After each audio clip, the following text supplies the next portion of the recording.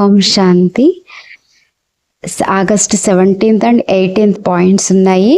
దాది ప్రకాష్ మణిజీ యొక్క విశిష్టతలు. అందులో 17వ పాయింట్ ఉంది. దాది గారికి తమపై మరియు బాబాపై అపారమైన విశ్వాసం ఉండేది. దాది యజ్ఞవస్సులందు కూడా విశ్వాసం ఉంచి వారికి అన్ని బాధ్యతలు అప్పగిస్తూ ముందుకు నడిపించారు.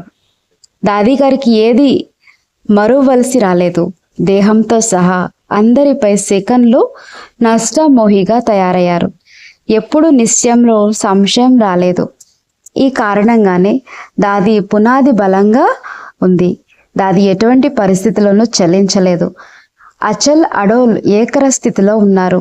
దాది అచంచలమైన విశ్వాసమే నేడు యజ్ఞాన్ని ఇంత ముందుకు నడిపించింది. 18వ పాయింట్ ఉంది. దాదీజీ తన బుద్ధిని చాలా దివ్యంగా మరియు పవిత్రంగా ఉంచుకున్నారు.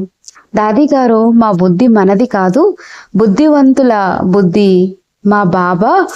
ఆయన మాకు దివ్య బుద్ధి మరియు దివ్య దృష్టి యొక్క వరం ప్రసాదించారు అని అనేవారు.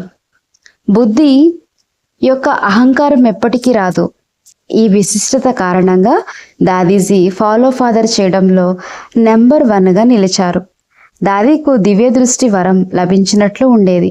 దాది ట్రాన్స్లోకి వెళ్ళరు, కానీ ఎప్పుడైతే బాబా గదిలోకి వెళ్తారో అప్పుడు బాబా దాదీకు ఏదో ఒక సందేశం ఖచ్చితంగా ఇస్తారు.